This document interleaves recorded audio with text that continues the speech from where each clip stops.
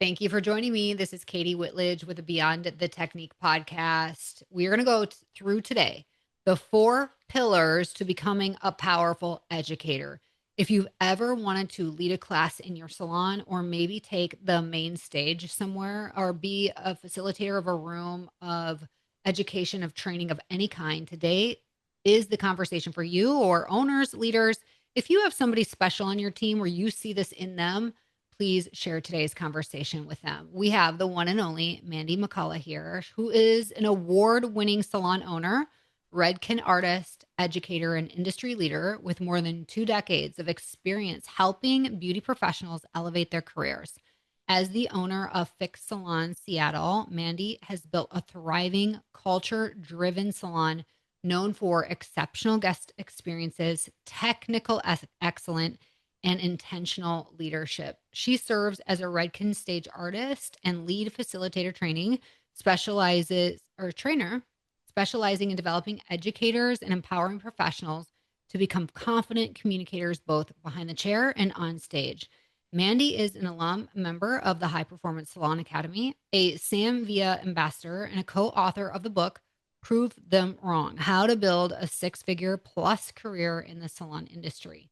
Through her education, coaching, and speaking, Mandy inspires beauty professionals to pursue growth, leadership, and long-term success while building meaningful and profitable careers. And you guys may remember Mandy when she joined us back at episode 534, talking about hiring experienced stylists. And teaser alert, she shares the number one reason in that episode why stylists leave the salon, what their number one reason is. It might very much surprise you like it did me. We have that in our show notes for you to listen to. But today, we're going to welcome Mandy back. So Mandy McCullough, welcome back to Beyond the Technique.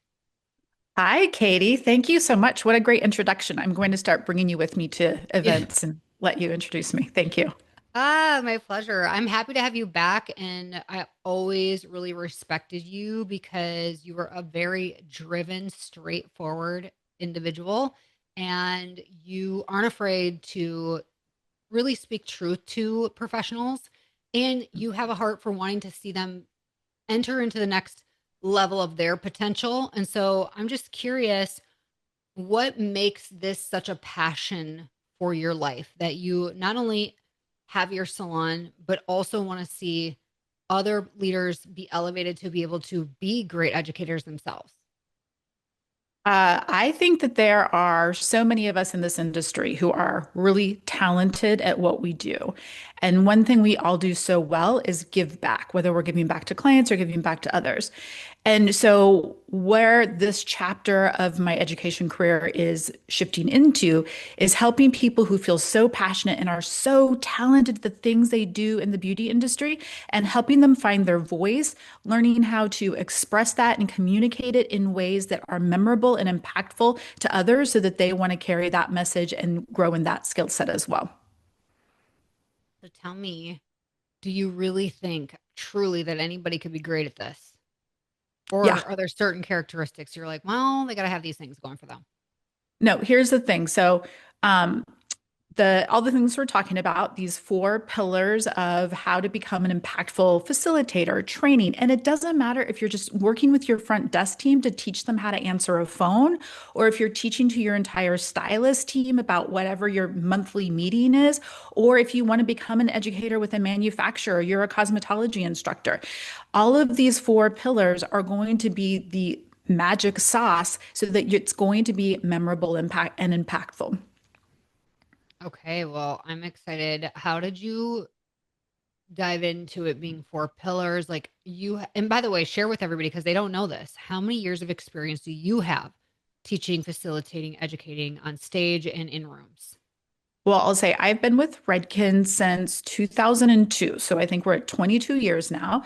I started as a color educator and then went into design. I still do a little bit of design work, but for the last 7 years, I have been one of 3 of the lead trainers. We train all of the new Redken educators. It's a really incredible and honestly humbling position to know that, this company I love and I've worked with for so long is now trusting us to train the next generation of educators. But through those last 7 years, this is where myself and my teacher, when we teach at the Redken Exchange Facilitation Masterclass, we've taken all of the things that we found to be really successful and motivating in this award-winning Redken Power Network. And now we're transferring it so that we can share it with anyone who has a passion for what they want to share with us, with others, and make sure that it's delivered in a way that communicates at a high level. I love that. So you and a colleague really crafted this to be available. Is it true to for outside of the Redken network, or how does somebody like get fully immersed in this? And then I want to dive into those four pillars. Yeah. Well, so the class that we're teaching this year at the Redken Exchange, which is the continuing education academy that Redken has in New York, we have one in LA, but this class is in New York. It's called Facilitation Masterclass. It's myself and one of my dearest friends, Randy Topham. And what I'll just share, we just had the first class earlier this year, and here's who was there. We had brand educators, not even necessarily Redken, any brand educators. That kind of seems the most obvious. The ones we don't think of, we had most of the room was filled with cosmetology educators, which was really, really cool to see their passion and how much they want to give back to students.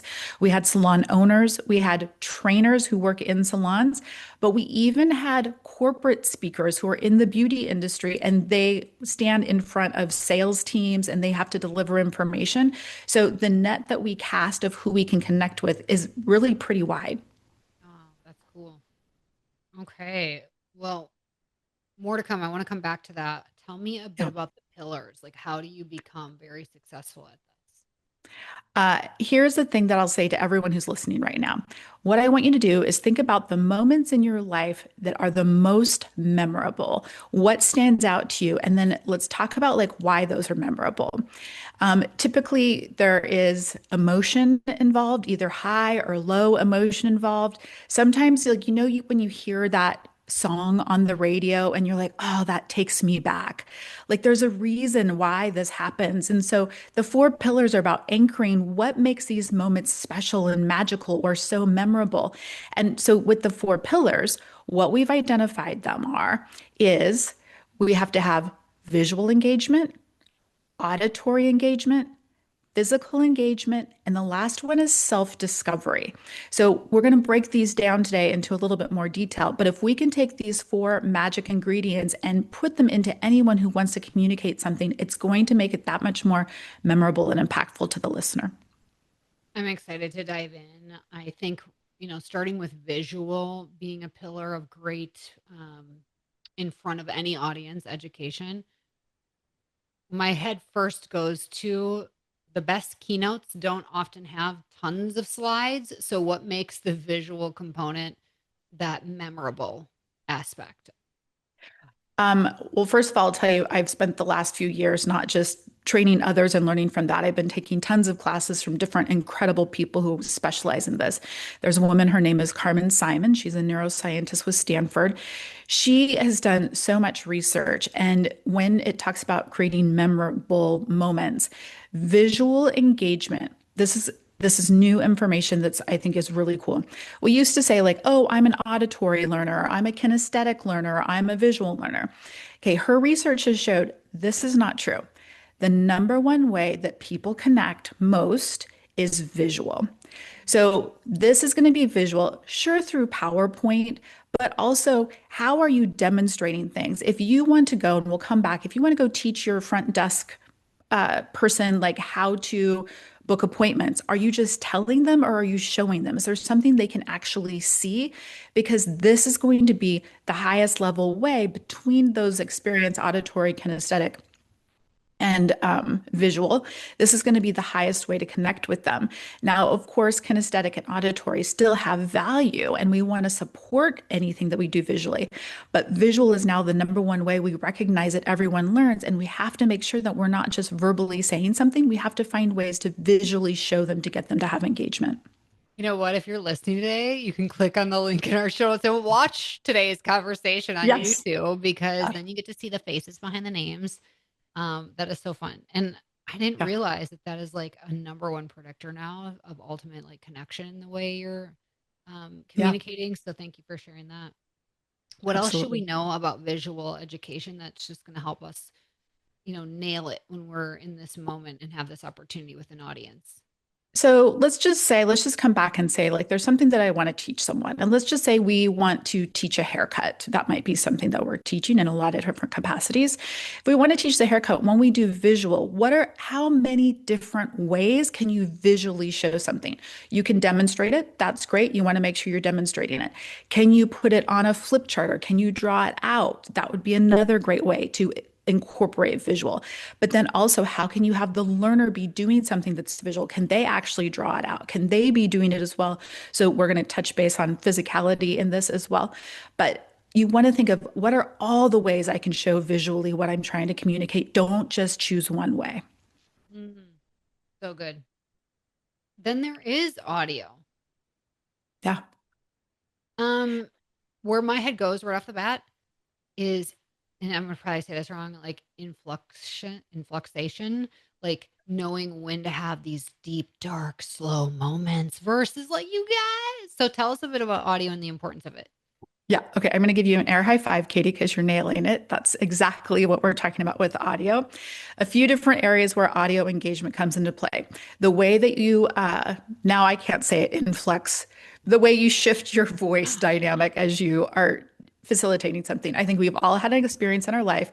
I'm going to go back for anybody who remembers the movie Ferris Bueller's Day Off. And there's that one moment with the teacher, and he's saying, Bueller, Bueller, and he has this very monotone voice. There's no auditory engagement in that whatsoever. What we're trying to do whenever we want to have impactful communication, we want to make sure that we're creating dynamics that the learner's brain wants to connect with. So if we're taking advantage of highs or lows, or if you say, I have something that's so important, this is going to be the most important part, and then you lean in and you say, now listen close because this is what we're going to do next. It's keeping you in an active learning mode so that your brain's engaging and staying connected with you versus, like zoning out and taking a break. Gosh, this is good. I was just learning how TikTok specifically is a platform that takes us so quickly from one point of context for this TikTok or talk or whatever you call it to the next little video. It takes you completely, and our brains are not meant for that amount of speed. Is Yeah. there something to the speed of our audio that has an impact on the group that you're presenting to? 100%. You're asking all the right questions. And I just, Uh, for the listeners, Katie and I didn't plan this. She's just no, go. asking all the right questions. Yeah, here's what's really important. If you're delivering information that people have some familiarity with, you can speak at a faster pace. If you're delivering information that is new to the listener, the learner, you need to slow your pace down. You need to have more pauses in your speech pattern so that the brain has time to catch up as they're digesting all of the new information that you're sharing with them. So, pace absolutely has an impactful part of this. Makes sense. Anything And else I'll, with audio that we should, yeah, go ahead. yeah, I'll also say the other part of auditory engagement is in addition to how we speak, what else are you doing in that learning moment? If anyone's ever taken a class at Redken, we do a lot of active things as we teach classes. But one of them is we play music. And music has a really important part in the education room. So, like making sure that energy stays high. So we play fun music. We make sure that we're having these moments. And at Redken, typically we have a multi-day class. It's called the callback song, and it's one song we choose. So whenever we want to bring everybody back, we play this callback song. Well, it actually turns into a really memorable part of that experience for our learners. And they go home and they play that song, or they'll message me and say, oh my gosh, every time that song comes on the radio, I think back to that time when we had class and it was so fun. So there's so many ways that we can create this auditory engagement and make it really dynamic so that it's ingraining the memory of the person who we're teaching. Yeah, I love that. Different playlists for different things in my life. Like Yeah, if I'm working out, it's one thing. If I'm doing yoga, it's another. Like I love that. That makes so much yeah, sense. yeah, absolutely. And I don't think everybody thinks to utilize that like when they're training or when they're, so I think that's huge to bring up. Right, right. Physical. We are in a very physical, demanding career path. You're on the floor a Mhm. lot, you're up, you're about. How do you make this experience physical when you're presenting or teaching? Yeah. Okay, so here's where physical comes into play. And again, let's go back and we'll talk about traditional education, like what classes were like when we were in high school or junior high. We sat all day long. We sat all day long and somebody talked to us, typically. But think about the times like if you're out on the playground and you learned a new game or you were physically active as you were doing the thing, that is what's going to anchor more memory to the person that you're teaching to. So how can you get them to get up and do the thing? How can you make it a game? How can you make it so that there's physicality and fun so you're keeping the energy up and keeping them engaged? If my setup is to have somebody just sit and listen, there's no physicality to it, so the brain is just going to start shutting off. But if I actually keep them physically active throughout the day and paying attention to when energy might be getting low, when is somebody starting to tune out? We need to start moving. So even just like a 30-second dance party would be, like the easiest lowest hanging fruit to make something happen. But if you can get them to stand up, and let's go back to the haircut portion again. And if I want them to elevate the hair to 90 degrees and cut it at a horizontal angle, I can demonstrate it. I can say it. We're both fitting into the four pillars. But what we also need to do, okay, now everybody stand up and let's walk through it together and let's say it together as well. Now I'm hitting visual. Now I'm hitting physical. Now I'm hitting auditory. So now we're getting closer to knowing that it's going to anchor so that they are going to be excited about it because now it's fun and they'll be able to recreate it. I want to come back to that in a moment. What else with physical should we keep in mind? Make it fun. Like we really want to make it fun. And so anytime that we have that physical, oh, here's the other thing I'll say, anytime we have that physical moment. So again, I'll just come back and talk about like what we do at Redken. And I know we do it a lot in High Performance Salon Academy when I was working with them. But if somebody has a great idea, we always like a nice fist pump, like, yeah, like that's great. Anytime there's a moment that you want to anchor with memory, you need to connect it with a physical movement. So, oh my gosh, that was a great share. I love that you learned that. Let me give you a high five. That was a great session. At Redken, we do what's called hands in the middle. And so we have everybody put their hands in. These are all moments of physicality that are anchored to what we want them to remember. I love that. I want to be in a room where these type of things happen, you know? Yeah. Oh, it's so Yeah. fun. And then we have self discovery. Okay. There's a reason this is last because this is really the most important. And here's where self discovery lives. When we're passionate about something and we want to share it with somebody else, what we get caught up in is verbally vomiting and delivering all the information to the learner. This creates no retention whatsoever. What we need to do is we need to teach through asking questions. So, and again, we have to think about, is this something the learner has some familiarity with, or is this all new information? Because it's going to determine how much self-discovery I can use.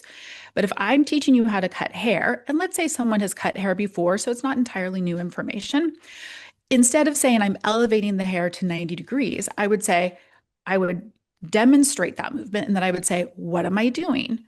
And then the learner is going to come back and say, you're elevating the hair. And I would say, absolutely, that's great. Where am I elevating the hair to? Oh, you're elevating it to 30 degrees. Am I elevating it to 30 degrees?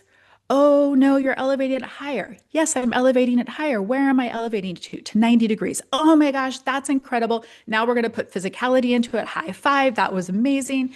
And we've led them to the answer. And now, because they stayed mentally engaged with that, they're going to remember it way longer than if I just said, watch me elevate the hair to 90 degrees and cut it. I think that's so cute. And I think of that movie with Jack Black where he's the teacher. He's pretending to be one. What is that movie called? Something Rock. School of Rock. School of Rock. Yeah. And when he's playing his guitar and he says, "What is this?" And the girl gives the answer and he goes, "No." And she goes, "Yes, it is." And he was wrong. Yeah. When you were like, "Is it 30 degrees?" I'd be like, "I don't." Yeah. Do you mess with them or you're like only going to say, is it? If it's not, Right. and they can just self discover the right answer. No, that was literally ADD. And I'm sorry, Mandy. That's how my brain works sometimes. But I think it can be so playful. But what I'm really hearing you say is all these little elements at the end of the day is what anchors it to be memorable. And why is it so Yeah. important that these experiences become memorable? Okay, here's what I'll say as an example of this. In my salon, sometimes I will be 100% honest, I get a little lazy and I do what's called drive-by coaching. So that means we'll go back to the front desk person who's learning how to book appointments, and I'll come through and I'll be like, oh, let me show you. And I'll take about 10 minutes and I'll say, look, you do A, and then you do B, and then you do C, and then you do D. Got it? Great. And I walk away. Well, guess what? Do you think they're able to replicate it? Do you think they understand the why behind it? 100% not. So, this is all so important because if we want whoever we're teaching, facilitating, communicating to, if we want them to remember it and duplicate it, and I know for anyone who's a business owner out there, you want your staff to be able to replicate things quickly and accurately and be excited to do it. We need to come back with these four pillars and be incorporating them in how we're sharing that message so that they remember it. Mhm. Yeah, I love that. And being at your Redken Exchange location in New York for this event, this is where I want to tie back in the physical because I remember like Tony Robbins is so big on that physiological shift, like starting your Mhm. day, making that like bouncing around, getting the lymphatic system starting to wake up and move and flow through your body and little things like that. And so when people come to that experience, um, what can they expect? Is this a 4 hour, 1 day event? Is this a more than 1 day event? And what does that really look like for them to take all these pillars but apply it? Are they practicing it? Are they doing a lot of pretend facilitating themselves? Tell me a bit more about that. Yeah. Well, first, let me just share for if anyone's not familiar with the Redken Exchange, I was saying before, it's our continuing education academy. We have two locations in New York and in LA. The New York location, we just moved to Hudson Yards. It's this incredible, incredible, beautiful facility there. And Redken is known for how we successfully educate to adult salon professionals. And it's because we utilize these four pillars. The facilitation masterclass, which is coming up October 12th, is actually 3 days. And in those 3 days, you'll see us actually embody the four pillars, all of the physicality, visual, physical, all of this stuff. But what we do is we want to, one, give everybody an opportunity who'd like to actually stand up and deliver to deliver. But we walk you through not just the four pillars, but we teach you all of the things that we have mastered over the last 7 years training other trainers. We teach you how to whatever it is you want to communicate, we teach you how to map it out. There's actually a process so that you don't get confused, you don't get lost, you don't get overwhelmed. And so you are very clear about the message that you're sharing.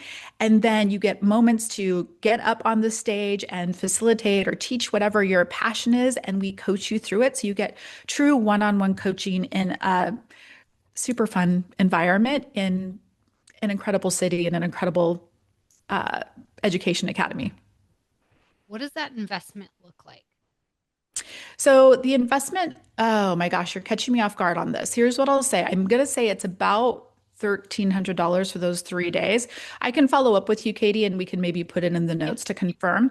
For Okay. anyone who's interested in taking the class, all you need to do is go to redkenpro.com and look up the classes at the Redken Exchange. We have one more facilitation master class that myself and Randy Topham are teaching, and that is October 12th, 13th, and 14th.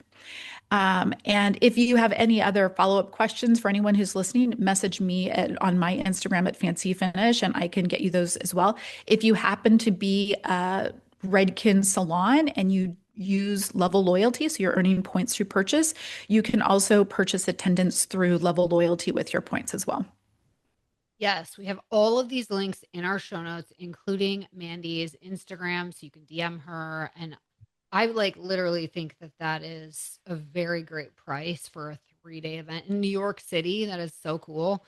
And it's like for anybody. And I think Yeah. what I like hearing is you give them a map so that I hear this, I don't go back and forget two of the four pillars, or it's overwhelming to think that I have to incorporate all four. It can become just second nature. And I think that's the part that's exciting is this gives people the chance to put in the reps and practice and bring it back. So that's very cool. Yeah. And one of the things we talk about when you say mapping is we really make a point of what do I need to say that I have to communicate? What do I want to say? And what's everything else? So then when you're formatting it, am I teaching somebody something in 10 minutes or am I teaching somebody something in 3 days? And then we really teach you how to prioritize your message so that you know how to make it impactful in that moment that you have. And you don't get caught up in stories or jokes and lose the impact of what you really want to communicate to your learner. Salon owners, I know you're listening. And if you are one of those owners who would love to be on stage at different events someday, whether that be serious business, data driven, and so on and so forth, I think you should sign up for this. And if you do, let me know and maybe we can go together. Because even though I think this is why I asked the questions I asked Mandy, because even though I've given the talks, I've been on the stage, I've done the rooms, I still feel like there's so much to learn and master and work on that I would love to have an opportunity to learn and be a part of that just for the experience itself. Because it's if you aren't doing it every single day or week, you're going to lose a little bit of your spice. So thank you for really having a heart for this, putting this together with Randy and offering this. And thank you to Redken for also being a platform where people can go and have these experiences. Because I don't think anybody else is doing what you all are doing there. Right. Yeah. I mean, and our conversation today is just hitting the surface of all of this. So there's so much more. And I'll say, I think to your point, Kati, even I'm still learning the classes I've been taking for the last 2 years. I'm about ready to go jump into another class all about dynamic PowerPoint. So I want to learn more. So I have more to share with everyone who's coming to our programs. I love that. That's one of our both of us value lifelong learning. So that's Yeah. one of our things in common. Okay, before we're done, what would be some final words of encouragement for everybody listening today? Here's the most important thing for all of you who are listening today that I want you to remember. And if you're teaching anyone, whether you're teaching your child how to tie a shoe or you're, again, teaching a 3-day program, when you stand and deliver information and you don't take advantage of these 4 pillars that we talked about today, that's called passive learning. And your learner is not going to retain it. They're not going to be excited about it. And they are not going to be motivated or feel exhilarated to get to the point of success that you want them to. When you incorporate these 4 pillars, visual, physical, emotional, physical, visual, and self-discovery, now we're in active learning. And that's going to be a game changer when you start incorporating that into your message. So it's easy to stand and deliver, but it's harder on the person you're trying to teach. For us to go into these 4 pillars of education, it's harder for us. We have to bring a whole show box and games and music and physical, all of these things. It's harder on us, but it is easier on the learner and they will remember it and be excited about it and want to get out and do it successfully. Well, you are doing it successfully, and I appreciate you being here to share this awesome opportunity with everybody listening. Thank you. Yeah, thank you, Kati. I appreciate you too. You're amazing. Thank you for having me.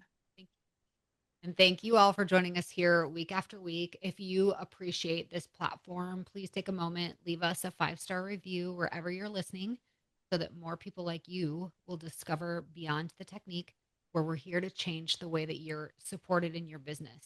Until next time, have an awesome day and stay strong. Did you know over 60% of first-time clients do not return for a second visit? That is so painful, but it doesn't have to be that way. That's where Maya comes in. Maya is the ultimate marketing software for the beauty and wellness industry. We have a proprietary funnel utilizing special algorithms to help connect the right consumers with the right providers at your business. This means that Maya helps you get higher spending clients you love to work with who stay the long haul. If you want to increase your revenue, increase your client count, increase your average ticket, and increase your new client retention, then you need Maya. Go to joinmaya.com to set up your own personal virtual tour and see why over 500,000 consumers have trusted Maya and the businesses we work with to find their perfect beauty and wellness pro. We promise you will love Maya.